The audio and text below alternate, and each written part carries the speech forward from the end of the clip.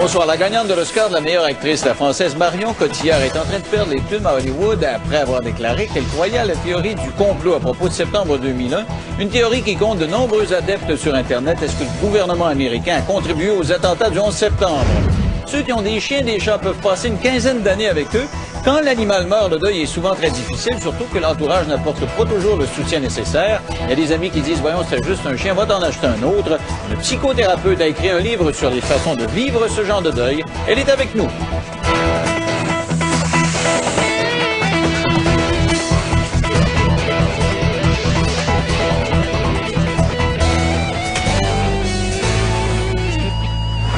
La comédienne française Marion Cotillard en a flotté sur un nuage que pendant quelques jours après avoir gagné l'Oscar de la meilleure actrice pour son rôle d'Édith Piaf dans le film La vie en rose, on a publié une entrevue qu'elle a accordée l'an dernier dans laquelle elle dit croire à la théorie du complot. Les bons du cinéma n'ont pas aimé ça et ça fait beaucoup jaser aux États-Unis, surtout que les Françaises et que les Français ont assez mauvaise presse là-bas depuis leur refus de s'impliquer dans la guerre en Irak. Des analystes disent aujourd'hui que sa carrière américaine pourrait même être de courte durée. Alors pourtant, cette théorie-là du complot est très populaire dans certains milieux, particulièrement sur Internet, où les documents pour la défendre continuent de s'accumuler. Est-ce que le gouvernement américain a eu quelque chose à voir dans la préparation des attentats de 2001?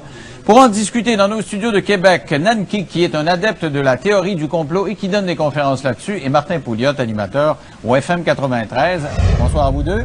Bonsoir. Bonsoir. Alors, Monsieur Nanki, pensez-vous qu'elle va payer pour ces déclarations, vous croyez, vous?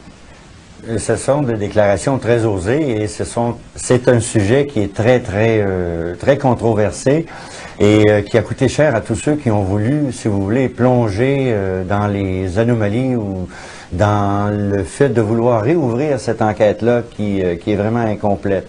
Alors, Martin, est-ce que le fait qu'il y a des analystes qui disent « Écoute, elle va manger ses bas parce qu'elle fait ce genre de déclaration-là », est-ce que ça démontre pas qu'il y a une paranoïa quelque part? Moi, je trouve que c'est complètement exagéré. Elle a droit à ses opinions, aussi mollassonnes soient-elles. Je veux dire, ce sont des opinions qu'elle a le droit d'avoir. On ne lui demande pas d'être analyste politique, on lui demande de bien jouer au cinéma. Là. Cela étant dit, c'est vraiment, mais alors là, pas très brillant comme déclaration. Et c'est pas très brillant non plus, je veux à peu près toute cette thèse du complot-là. Je veux dire, faut être mou entre les deux oreilles pour soutenir ça. Là. Elle a juste fait démonstration que c'est pas nécessaire d'être un prix Nobel de la paix pour jouer dans un film. Alors, monsieur Nanki, vous êtes mou entre les deux oreilles. Écoutez, je ne sais pas si Charlie Sheen est un idiot, Oui. je ne sais pas si Sean Penn est un idiot, mais ces gens-là ont risqué très gros à répéter, si vous voulez, les mêmes paroles que cette très gentille actrice qui l'a fait d'une façon très spontanée. Il n'y a pas que eux. Il y a aussi le gouvernement japonais qui se questionne sur le 11 septembre. Écoutez, cher ami, il y a plein d'anomalies. Il y a plein d'omissions dans l'enquête. Ouais, regardez, en partant, On a le là, droit, mais en partant, là, vous venez à la télévision, vous n'êtes même pas capable de signer votre nom pour venir parler de ça. En partant, ça en dit long. Là. Je veux dire, Mon nom, c'est François Pierre. Écoutez, Bon, avec qu'est-ce que je vis puis qu'est-ce que je fais, je tiens à protéger ma famille et mes enfants de personnes comme vous qui, pas comme vous, mais je veux dire des personnes qui s'en prennent, si vous voulez, à ceux qui cherchent à essayer de trouver la vérité sur toutes sortes de complots qui se font contre nous. Le plus grand complot, c'est de cacher la vérité. Mais est-ce que changer votre nom, là, juste ce symbole-là, vous dites « je fais ça parce que j'ai peur de représailles », ça montre pas que vous êtes un peu paranoïaque ou c'est pas que ceux qui sont adeptes du complot ont un peu de paranoïa? Ouais, non, pas paranoïaque. On est un peu méfiant. Écoutez, on a le droit d'être méfiant envers des gens qu'on sait qui nous mentent ou qui veulent s'approprier de nos biens ou de notre liberté ou des choses comme ça. On a le droit de se méfier de personnes qui sont, si vous voulez, non seulement pas nécessairement criminelles tant que ce n'est pas prouvé, mais c'est une méfiance, oui, il n'y a pas de paranoïa. Il y a une vigilance, par exemple, qui se fait. Être vigilant, ça veut dire ne rien manquer, essayer d'aller au fond des choses. OK, avant d'aller dans le détail, dites-moi, ce que vous croyez, grosso modo, c'est que le gouvernement américain a à voir dans la préparation des attentats de 2001, c'est ça? Oui, absolument, absolument. Et puis, je fais partie, évidemment, d'un très gros groupe de personnes qui se posent des questions sur les anomalies qui n'ont jamais été, si vous voulez, résolues et qui traînent encore dans les airs. Martin? Parlez-moi de ça. J'aimerais ça. Instruisez-moi, là. Dites-moi quelles sont ces anomalies que nous, qui travaillons dans les médias, on se fait bourrer, là. On voit rien de ça, là. On est aveugle. Éclairez-nous, s'il vous plaît, là. Je ne demande que ça. Eh bien, ça me fait plaisir. Je vais faire mon possible. Écoutez, premièrement, l'histoire du 11 septembre, ça a commencé avant le 11 septembre. Ben, je suis pas mal certain, oui, mais ça pas besoin d'être un conspirationniste. Ça demande énormément de préparation pour monter un coup comme ça, que vous croyez que ce soit Ben Laden ou que moi, je pense que, d'après les preuves, qui sont parfois assez flagrantes, d'autres moins, je vous l'avoue, qu'il y a beaucoup de thèses farfelues qui sont sorties à cet effet. Mais par contre, il y a des très grands hommes, très grandes personnes, exemple, Webster Tarpley, hein, historien. Non, mais là, vous ne prouvez rien. Vous êtes en train de me dire des gens qui croient à ça. Alors, vous pouvez avoir une série de noms, mais pourquoi vous croyez à ça, grosso modo, rapidement, là? OK. Parce que, évidemment, lorsqu'on voit les preuves par rapport au Pentagone, lorsqu'on voit les témoignages qui ont ressorti de l'après 11 septembre, les témoignages des pompiers, les témoignages de William Rodriguez qui se trouvait dans le sous-sol des deux tours et qui a entendu et qui a vécu les explosions qui se sont faites là dans le sous-sol, les explosions qui se sont faites dans les deux tours. Pourquoi on ne parle que de deux tours? Pourquoi nous a-t-on formaté pour croire que les deux tours du 11 septembre? Non, il y a 3 tours. La tour numéro 7 est tombée aussi. Oui, à peu près quelques heures plus tard. Là, je veux dire, on parle d'un incident qui s'est produit 10 heures ou 9 heures plus tard. Là. Oui. Donc, première anomalie. Dans toute l'histoire des constructions des édifices de cette taille-là, aucun édifice n'est tombé à structure, évidemment, de H-beam, qu'on appelle la structure d'acier. Ouais. Aucun édifice ne s'est effondré suite à un feu. Hein, celui qui a duré 24 heures à Madrid, il y a aussi à Caracas. Aucun édifice ne s'est effondré. Donc, il se serait effondré. Mais dans toute l'histoire, il y en a 3 qui se sont effondrés. Oui, monsieur, je veux dire, excusez-moi, mais avant le journée. premier écrasement du Concorde, il n'y en a aucun qui s'était écrasé. Ça n'en fait pas une conspiration pour autant. Là. Je veux dire, avant que la première navette spatiale explose, il n'y en avait pas qui avait explosé. Ça ne fait pas une conspiration pour autant. C'est ça le problème. Le problème, c'est que la théorie de la conspiration que vous soutenez, elle soutient ceci. Dans tout ce qui est normal et tout ce qui aurait dû arriver n'est pas arrivé. Oui, mais c'est un événement hors du commun. Il n'y a personne qui pouvait prévoir ça. C'est pas possible. Là. Je veux dire, vous avez beau planifier, je veux dire, il n'y a aucun scénario planifié qui fonctionne lorsque tu as quelqu'un qui décidément et avec résolument et avec des moyens décide, qui déjoue les structures en place. C'est le principe malheureux du terrorisme. Alors là, vous dites c'est la première fois que ça tombait comme ça. Premier argument. Deuxième argument qu'on voit souvent, c'est que c'était pas un avion, c'était pas un Boeing qui est rentré là-dedans. C'est ce que vous défendez aussi? Non, c'est surtout pour le Pentagone. Ouais, Pentagone. Au niveau du Pentagone, c'est assez évident qu'il n'y a aucun débris d'avion. Vous allez me faire croire qu'un radome qui est en fibre de verre va traverser 6 murs de béton armé parce que l'aile qu'on avait solidifiée justement contre des attaques est l'aile qu'on a attaquée. Évidemment, il n'y a aucune trace de frein. Il y a des pilotes, chers amis, de lignes aériennes qui ont certifié de leur propre connaissance et 30 ans d'expérience de vol que c'était impossible de piloter avec autant de verve et si vous voulez, d'habilité le Boeing. Premièrement, il n'y a aucune trace, c'est assez évident. Écoutez, il existe des photos, ça existe. C'est simplement que, évidemment, on fait toujours abstraction de ce qu'on voit pas. On fait abstraction de ce qui est pas couru, connu. Il existe ces photos-là, là. Non. Je veux dire, tu sais, ça a été publié, mais sauf que, évidemment, parce que c'est très flou, on refuse la thèse de l'avion. Ben, écoutez, excusez, c'est plate, mais il n'y a pas de document aussi bien filmé qu'à New York. Mais tout ce que vous nous énoncez là, comme d'ailleurs toutes ces maudites théories complètement farfelues, loufoques, c'est toutes des théories basées sur les croyances. Vous croyez pas que c'est possible, c'est pas possible. Il y a des gens qui pensent que ça ne l'est pas. Ben oui, il y a des gens aussi qui pensent que ça aurait été une bonne chose que ce soit Stéphane Dion au pouvoir. Tu sais, je veux dire, on peut trouver toutes les théories qu'on veut. Là. Et là, il y a ce documentaire-là dont on vous présente des morceaux là, sur Internet, là, où Changes, et là, ça dit que ça démontre un certain nombre de choses. Il y a l'impact dans les tours aussi. On décortique l'impact. Et il paraît que ça montre que ce ne serait pas nécessairement l'avion qu'on pense qui a frappé l'édifice. Qu'est-ce que vous dites de ça, vous, là? C'est pas impossible. Écoutez, dans justement cette enquête-là, évidemment, il y a toutes sortes de choses qui ont ressorti. Écoutez, les trois, hein, on parle pas de 2 tours, là. Il y a 3 tours qui ont tombé. On est clair, là, c'est clair. Ça, faut vraiment ne pas oublier la 3e tour. D'ailleurs... ça change quoi? Le carnet 2, carnet 3? Ça change quoi? Laissez-moi finir, cher ami, je vais vous dire. Il y a 2 édifices qui se sont fait détruire. Au début de l'émission, on m'avait demandé de vous instruire. Je vais vous instruire. Attention, Martin, là, on va laisser finir. Moi, expliquez-moi l'impact, là, pourquoi dans le documentaire, on met tant d'emphase sur cet impact là, qui a été filmé. Qu'est-ce qu'il y a de spécial, cet impact-là, qui ferait que ce serait un complot? Au niveau de l'impact, premièrement, lorsqu'on voit l'avion entrer dans le building, il n'y a pas de vitre qui va, il n'y a rien. Mais enfin, je suis pas expert dans ce point-là. Moi, ce que je peux vous dire, c'est en tant que citoyen à part entière, je trouve ça très louche et je me le suis fait confirmer par des gens qui sont dans ce domaine-là de la construction, que les 2 tours ont tombé à la vitesse de la chute libre. Et ça, c'est impossible. D'autres anomalies, les explosions qui ont survécu dans les étages inférieurs avant que la tour s'effondre, l'utilisation possible de thermates ou termites qui sont, si vous voulez, des cordes explosives qu'on attache autour des beams. Le fait attention, là, si je vous suis bien, là, vous êtes en train de me dire...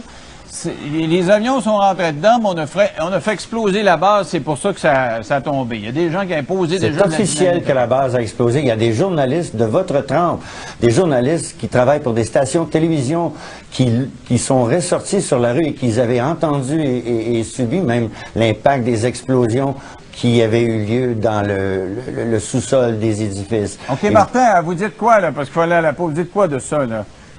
Ben, je veux dire, c'est complètement ridicule. C'est du post. Ah oui, vous ridiculisez. Non, c'est ridicule. Regarde, c'est du post-stock. Vous ridiculisez des pompiers. Vous ridiculisez des personnes qui ont souffert, qui ont survécu à ces explosions. Alors, on va laisser parler Martin. Je ridiculise votre thèse. C'est pas eux que je ridiculise. Écoutez donc, c'est complètement ridicule. Ça, vous êtes encore un autre embrasseux de réseau Voltaire et un lecteur de Éric Laurent. 55% des Américains qui ne croient pas à c'est facile de faire croire. officielle Plus on répète un mensonge et plus c'est facile de le faire OK, croire. alors, allons-y sur le fond de la question. Qu'est-ce que vous dites? Est-ce que vous pensez qu'un gouvernement peut avoir donné de l'argent à des gens ou à la CIA, je ne sais pas trop qui, pour aller mettre de la dynamite ou une substance qui ferait exploser les bases d'un building? On voit ça? Non, et c'est drôle, là, quand tu regardes les vidéos au ralenti, là, les buildings s'effondrent chacun à partir du point d'impact de l'avion. Donc, il faudrait, pour adhérer à cette thèse-là, croire que les explosifs étaient directement à la hauteur où l'avion allait frapper. C'est ridicule. C'est tellement juste de l'énoncer, là. C'est ridicule. Ça tient pas à une chose qu'un pilote d'avion, beaucoup plus expérimenté que vous et moi, a trouvé aussi ridicule, c'est la courbe que l'avion a fait avant d'entrer dans le building. Et évidemment, ça pourrait être téléguidé. Vous savez, des Boeing 700, des Boeing, ça se téléguide. Hein? Mais sur le fond de la question, il faut aller à la pause, M. Nenki. Sur le fond de la question, est-ce que c'est pas un événement archi-exceptionnel? Oui, c'est un événement extraordinaire. Puis là, quand on le décortique, on voit un tas de choses exceptionnelles, parce que c'est archi-exceptionnel. Des buildings comme ça qui sont tombés, puis des avions qui sont rentrés dans les buildings, puis tout ça, c'est jamais produit. Alors, c'est normal que tu avais des ingénieurs qui ont pensé à des théories, puis qui écrivent des livres, puis qui ont des formules mathématiques, puis qui sont dépassés par la réalité. Le feu, M. Lévesque, le feu n'a jamais descendu des édifices de structure d'acier. Et la tour numéro 7, pourquoi n'en parlons pas? La tour numéro 7, il n'y a pas eu d'avion qui s'est écrasé sur la tour numéro 7. Silverstein a dit à la télévision, « Just pull it ». Pull it, ça veut dire la tirer. Mais la tirer, c'est comme avec une corde à l'intérieur d'un sac de papier. Ça veut dire la tirer par en bas. On ne tire pas un édifice par en haut. Okay, quand on travaille dans la démolition. Secondes, M. Nenki, vous répondez ça. Vous répondez quoi, là? Il n'y a pas d'avion sur cette tour-là. Vous dites quoi, là? Oui, non. Que les avions se soient écrasés ou non, ce ne sont pas les avions qui ont fait que les tours s'effondrent. Je veux savoir ce que Martin dit de ça, que cette troisième tour-là n'aurait pas été frappée par un avion. Vous dites quoi, là? Tu as 2 édifices immenses avec des tonnes et des milliers, peut-être même des millions, je ne sais pas, je suis pas ingénieur, de tonnes de débris qui volent partout autour. Je veux dire, est-ce que la structure peut être atteinte? Regarde, c'est loin d'être impossible. Là. Je veux dire, moi, je pense que... Vous avez vraiment pas fait vos devoirs, cher ami. Ah, arrêtez, là. Regardez. Il faut faire une petite pause. Reprenez votre souffle, respirez par le nez, et puis... juste pour vous dire que j'ai fait antérieurement une émission un petit peu là-dessus, il y a 1 an et demi, 2 ans, et on avait moins d'informations là-dessus, puis il y a plein d'ingénieurs qui nous ont écrit, qui se contredisaient aussi. Je veux dire, à cet égard-là, le diplôme ne garantit pas qu'on est sûr de notre affaire. On va faire une petite pause, on se retrouve dans 3 minutes. À tout de suite.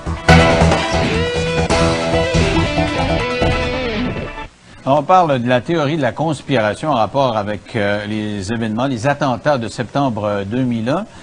Nous en parlons avec, dans nos studios de Québec, Martin Pouliot du FM 93 et Nanki, qui est conférencier, qui donne donc des conférences sur ce sujet-là. On va aller, si vous voulez, à Los Angeles, parler avec Éric Paquette, parce que si on parle de ça, c'est que l'actrice française Marion Cotillard, qui a gagné l'Oscar de la meilleure actrice récemment, a fait une déclaration. Elle a dit, écoutez, moi je crois à ça. Il y a quelques mois, il s'est sorti aujourd'hui. Et aux États-Unis, ça crée toutes sortes de remous. On en parle avec Éric Paquette, qui est à Los Angeles, journaliste là-bas. Bonsoir, Éric. Bonsoir, Denis. Alors, donc, c'est sûr que quand on parle de septembre 2001 aux États-Unis, on est très sensible. Ici aussi, d'ailleurs, quelles sont les réactions à cette déclaration-là, là? Écoutez, Marion Cotillard qui a vécu un peu le rêve de toute actrice en remportant, comme vous l'avez dit, l'Oscar. Et il y a un gros foie présentement parce que non seulement elle a nié croire à la théorie du complot des attentats du 11 septembre, un sujet très tabou encore une fois, même si c'est 7 ans après la tragédie, mais ce qui est intéressant, c'est qu'elle a même mis, en fait, elle a suggéré qu'un des plus grands accomplissements des Américains, celui de poser le drapeau américain sur la Lune, était un canular aussi. Donc, elle s'est vraiment avancée sur des choses assez extrêmes. Il y a un foie, les avis sont partagés parce que d'un côté, il y a une trollée de médias qui accusent Marion Cotillard de vraiment pas savoir de quoi elle parle, de parler un peu à travers son chapeau, la traite d'ignorance. Donc, c'est vraiment assez prononcé comme discours de leur côté. Et de l'autre côté, il y a des médias très importants comme le Los Angeles Times et le Variety, qui est un magazine très respecté dans l'industrie du cinéma, qui dit, écoutez, c'est une actrice, mais aussi c'est un être humain qui a droit à ses opinions et qui a eu une plateforme pour s'exprimer, et elle le fait. Donc, il n'y a rien de mal là-dedans. Ce qui est dérangeant, je crois, et c'est ce qu'on sent ici, c'est que c'est une Française, c'est une étrangère qui a joué avec les bébés des Américains, et c'est ça qui se sent, c'est ça qu'on n'a pas aimé de notre côté aux États-Unis. Les conspirationnistes disent, regardez, ça montre qu'on a raison de dire qu'il y a un complot, que les Américains sont très sensibles à ça. Ceux qui ont décidé, qui ont peut-être participé au complot, n'aiment pas ça quand on en parle, et ils veulent faire taire les gens qui en parlent. Absolument. Écoutez, c'est pas la première fois non plus qu'une célébrité exprime ses points de vue et ses idées. Bon, je pense à ceux qui ont jugé fortement l'administration Bush lors de l'ouragan Katrina. On remet en question sans cesse un peu ce qui se passe aux États-Unis. Il y a aussi, écoutez, on deal avec les idioties de Tom Cruise et la scientologie. C'est pas la première fois. Ce qu'on n'a pas aimé encore une fois, en fait, du côté des Américains, c'est que c'est une Française qui est venue critiquer et de juger ce qui s'est passé en territoire américain. Et juste pour faire une comparaison, lorsque les artistes américains parlent de théorie du complot, écoutez, on dirait que s'ils le fait par eux-mêmes, c'est moins grave. Je pense par exemple à Oliver Stone, qui est un réalisateur chevronné, qui a passé sa vie, lui, à faire des films sur des complots. Je pense par exemple à son film sur Richard Nixon ou John F. Kennedy, qui sont des grosses histoires de complots aux États-Unis. Et pour lui, écoutez, ça passait comme dans du beurre d'emploi, ça s'est bien fait, ça s'est bien montré, et ça a été bien reçu. C'est certain qu'on n'est pas au même stade avec les attentats, ou sinon même, écoutez, les Américains sur la Lune, mais c'est très, très, très chaud, un sujet très chaud, surtout de se faire par une Française. Ça a été un peu mal pris ici aux États-Unis, surtout à Hollywood. Pensez-vous que sa carrière va en souffrir? Honnêtement, je crois pas. Il y en a bien aussi qui disent qu'elle n'aurait pas reçu l'Oscar de la meilleure actrice si ça serait ça plus d'avance. Écoutez, les Oscars sont donnés en fait par l'Académie, qui sont environ 6 000 en fait à décider. C'est des gens du milieu de l'industrie du cinéma qui sont évidemment censés, ils savent de quoi ils parlent. Je pense pas que ni sa carrière, ni son Oscar a été en jeu. Par contre, ce qui est une bonne nouvelle, c'est qu'avant, en fait, de gagner son Oscar, elle avait déjà signé des contrats très lucratifs avec des grandes compagnies de films. Par exemple, elle va tourner avec Johnny Depp très bientôt pour le film Public Enemies. Donc, jusqu'à maintenant, tout est quand même sous contrôle. C'est juste que c'est une petite embûche qui s'est passée, mais je crois pas honnêtement que la carrière de Marion Cotillard est terminée ici aux États-Unis. Je pense que justement, ça ne fait que commencer, ça fait qu'attirer en fait les gens qui vont parler de Marion Cotillard dans les prochains jours, les prochaines semaines. Merci beaucoup, Éric Paquette. Plaisir, Denis, bonsoir. Et justement, j'ai un texte du Nouvel Observateur qui parle, qui critique les théories conspirationnistes. Et M. Néquet, il dit, c'est de la paresse intellectuelle le Nouvel Observateur, et il dit ça tient du fait qu'on est mal informé, puis on s'en va sur Google, on tape ce complot, puis on a un tas d'informations. Alors qu'une actrice croit que les Américains ne soient pas allés sur la Lune, est-ce que ça montre pas que ça relève plus d'un manque d'informations plus que de réalité objective? Ce qui est difficile à comprendre par rapport à la NASA, c'est que la NASA n'est pas c'est pas un ministère du gouvernement américain, c'est une entreprise privée. Évidemment, il y a deux NASA. Il y a une NASA qui est très militarisée, qui travaille avec les projets secrets des Américains, de la Maison-Blanche et surtout du Pentagone. Et il y a aussi une NASA qui est publique, qui est, si vous voulez, Non, mais êtes-vous en train de me dire qu'ils ne sont pas allés sur la Lune? Est-ce que vous croyez à ça aussi, vous? Non, moi, je pourrais vous dire qu'ils sont allés, oui. mais ils avaient fait, je vais vous parler au niveau de théorie de la conspiration, c'est qu'ils avaient deux films, évidemment un qui avait été monté un peu en studio, et les anomalies de ce film-là ont été très difficilement débunkées, comme on dit dans notre langage, avec des raisons vraiment superficielles. Ils ont eu difficulté à démontrer que certaines photos étaient absolument... ça n'avait pas de sens. Attention, non, mais croyez-vous qu'il y a eu un film ou pas, ou c'est arrivé pour le vrai, là? Moi, je dis que si c'est arrivé pour le vrai, c'est arrivé pour le vrai, c'est que ce qu'ils ont filmé, qui était dérangeant, si vous voulez, soit pour l'histoire ou pour les révélations par rapport à peut-être des structures artificielles qu'ils auraient trouvées là, ou de l'activité, et bien c'est sûr qu'on n'a pas eu droit à ces photos-là, ni à ces films-là. Alors, donc, Martin, on nous a donné une version très opéra savon, là, soap opéra. Là. Martin, vous dites quoi de ça, vous? Moi, je ne sais pas par quel bout commencer. Je veux dire, j'ai l'impression d'être dans un épisode de Au-delà du réel. Je veux dire, quand tu y penses... quand on y pense, là, écoutez, la théorie de la conspiration a ceci d'un peu maudit, c'est qu'en théorie, une conspiration, c'est secret. Comment tu fais pour prouver quelque chose qui est secret par définition? C'est tout, là, et tout le processus, là. Quand on lit du Éric Laurent, l'auteur de La guerre des Bush, entre autres, puis il y a une série de livres dans ce genre-là, où on parle, entre autres, du 11 septembre, puis de l'Irak et tout ça. Là. Vous lisez ça, là, et je vous dis d'abord, au-delà du fait que c'est en dormitoire à l'os, bon, c'est peut-être divertissant sur le plan du scénario, mais je veux dire, sur les faits, intellectuellement, on repassera, là. Je veux dire, c'est bourré, c'est truffé de toujours la même méthode, l'amalgame. L'amalgame, c'est ce procédé qui consiste très simplement à mettre un fait à la suite de l'autre, les coller dans un paragraphe, puis faire croire au lecteur qu'il y a un lien de cause à effet entre les deux. C'est le propter, c'est le post hoc ergo propter hoc. Là. Vous me permettrez la locution latine. C'est celui-ci étant le suivant, donc étant la cause de celui-ci. Tu sais, je veux dire, c'est toujours ça. C'est toujours cette mentalité-là. On appelle ça des raisonnements fallacieux, ça, en philosophie. C'est un sophisme. C'est comme ça que ça s'appelle. OK, on va faire une pause et au retour, on va parler du fait que moi, je suis d'accord avec vous, Martin, j'ai de la misère à acheter ça, je crois pas à ça, je m'en cache pas. Pour moi, il y a beaucoup de paranoïa là-dedans, mais ça vient probablement du fait qu'il y a eu des mensonges là-dedans. Le FBI est peut-être pas très net non plus. C'est peut-être tout cet échafaudage-là lié à ça. On va faire une pause, il y a un autre invité qui est joint à nous après la pause.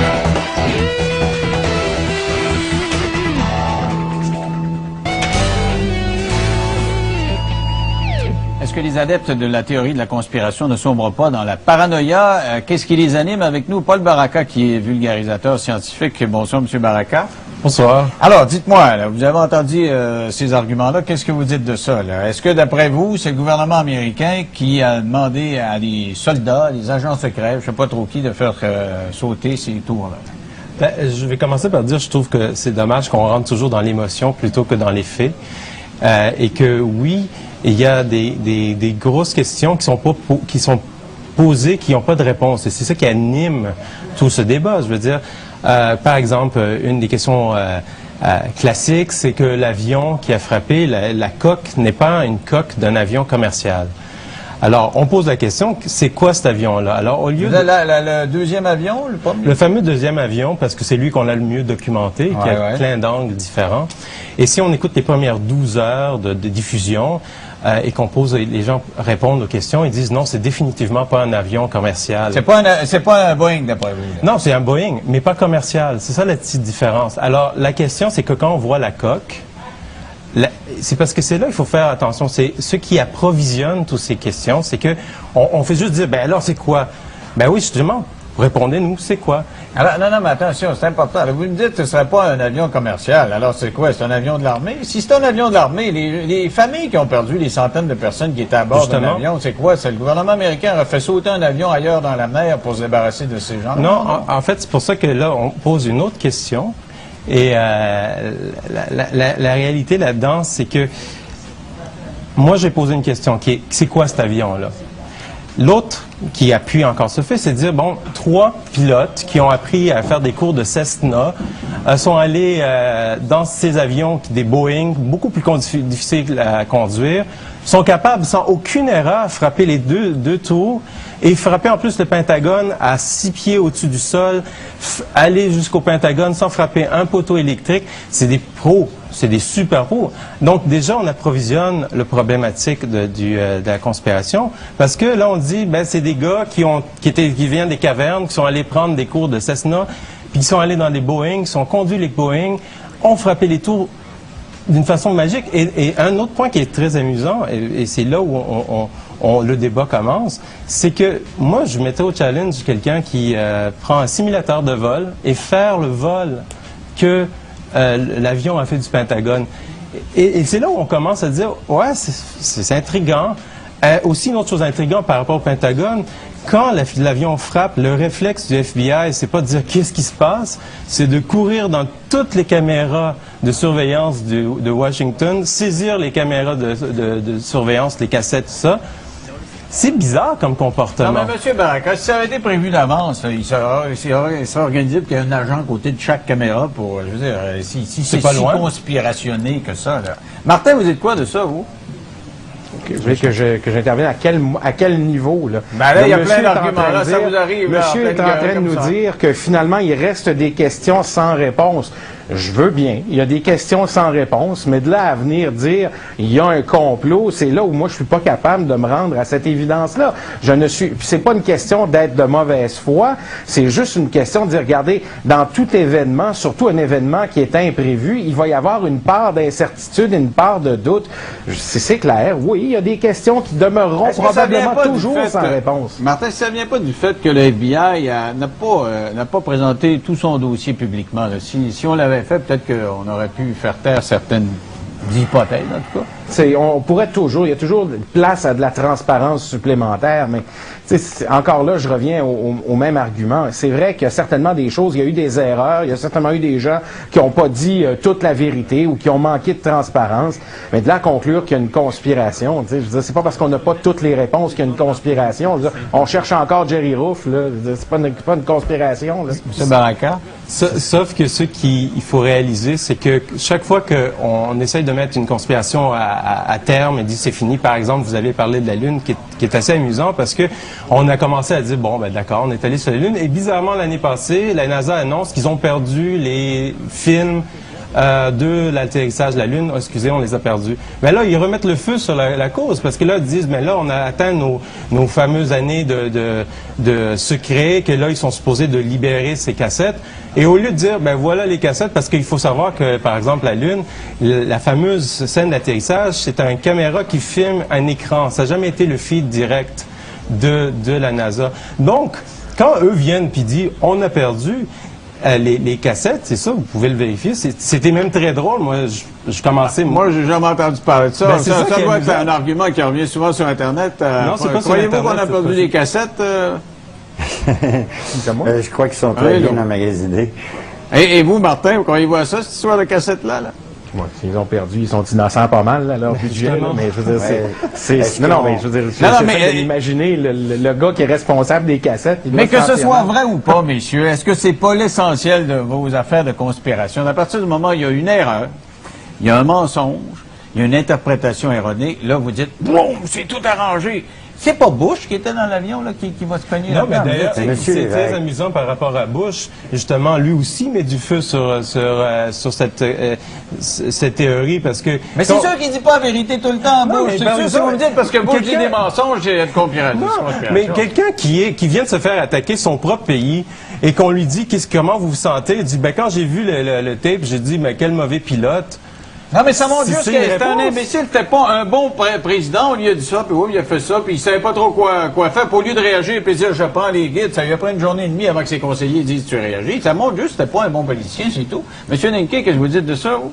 Il y a un très bon livre ici, entre autres, qui dénonce, si vous voulez, l'aspect militaire du 11 septembre, le nouveau Pearl Harbor. C'est ce qu'Hitler a fait au Reichstag.